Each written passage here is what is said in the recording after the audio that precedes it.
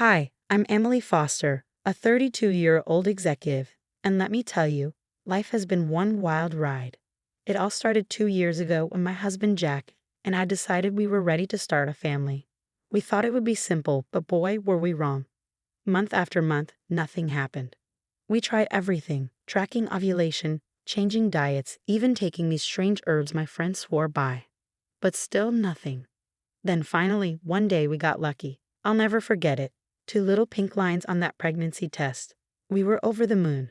But our joy didn't last. At our 12-week scan, the doctor couldn't find a heartbeat. Just like that, our world shattered. The miscarriage hit me harder than I ever expected. I felt broken, like my body had betrayed me.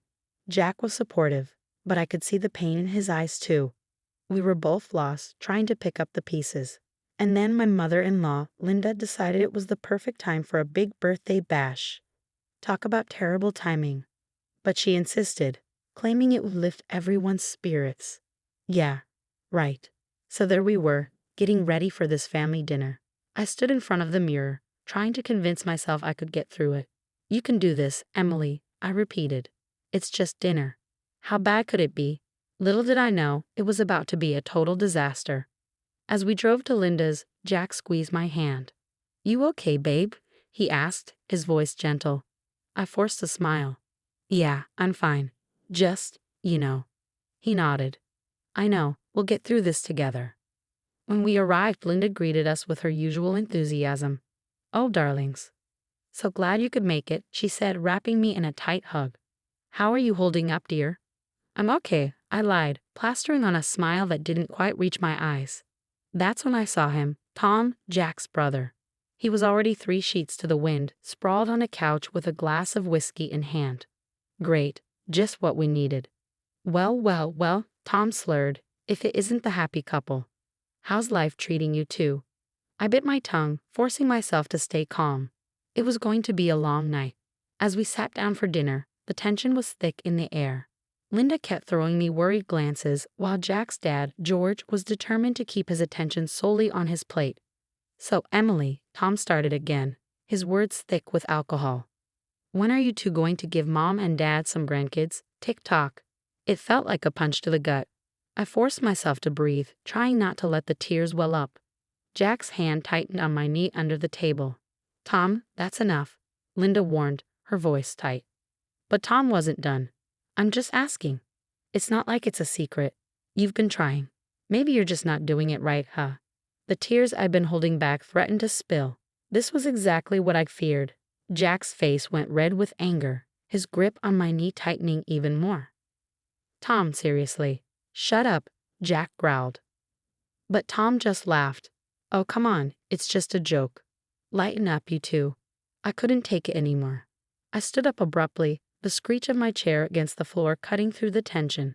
Excuse me, I muttered, fleeing to the bathroom. Once inside, I splashed cold water on my face, trying to calm the storm building in my chest. I could hear raised voices coming from the dining room, and it felt like the walls were closing in.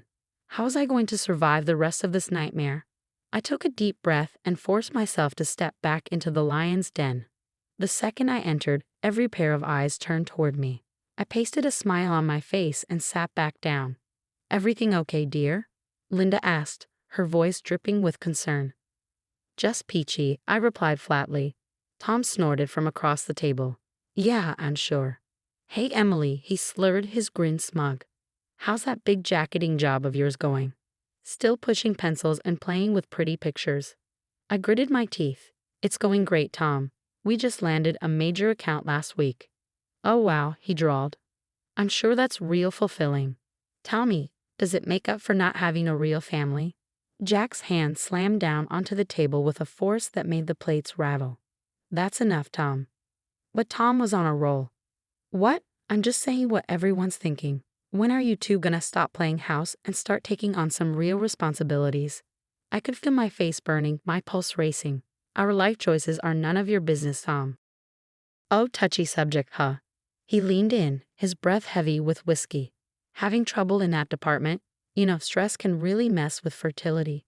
Maybe if you weren't so focused on your career. Tom, please, Linda pleaded, her voice strained.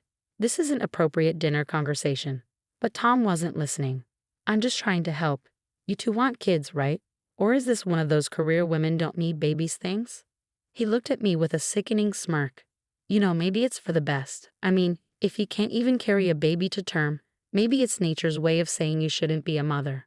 The room went dead silent. The weight of his words hit me like a physical blow. How dare he? How dare he? How dare you? I whispered, my voice trembling. I stood up so quickly my chair screeched against the floor. Without another word, I turned and fled the room. The days after that nightmare dinner were a blur of anger and hurt. I couldn't shake the feeling of betrayal. It hung over me like a dark cloud. Jack tried to comfort me, but I could see he was struggling too. We were both broken in different ways. Finally, I called Rachel. We met up, and I spilled everything. Everything Tom had said, how he humiliated me, how he'd hurt Emma. Rachel's eyes went wide. Oh, Emily, I'm so sorry. What a complete jerk. I nodded, trying to fight back the tears. I can't let him get away with this, Rachel. Not just what he did to me, but how he treated Emma. It's not right. Rachel bit her lip, looking thoughtful. Actually, there might be something we can do. What do you mean? She leaned in close, her voice low. Okay, this is just between us, but I think Tom's been embezzling from the company. I nearly choked on my latte. Are you sure? Not 100%, but I've seen some weird transactions, things that don't add up. I just haven't found solid proof yet. My mind was racing. If we could find evidence. Rachel nodded. Exactly. We could take him down, Emily. For real. As I was leaving the coffee shop, my phone buzzed. It was a text from Linda. Emma left Tom. She's staying with her friend Julie. My heart sank. Poor Emma. Maybe I should have called Julie. Maybe I should have asked for Emma's number. My hands were shaking as I dialed her, my heart hammering in my chest. Hello? Emma, I said, my voice soft. It's Emily, Jack's sister-in-law. I heard what happened. Are you okay? There was a long pause, and when Emma spoke, her voice sounded small, exhausted. Not really, but I will be. We talked for almost an hour. Emma opened up about Tom's abuse, how he controlled her, manipulated her, and used her for his own gain. It made me sick to my stomach, hearing it all out loud. But there was more. There's more, Emma said, her voice quiet but steady. Tom's involved in some shady stuff at work.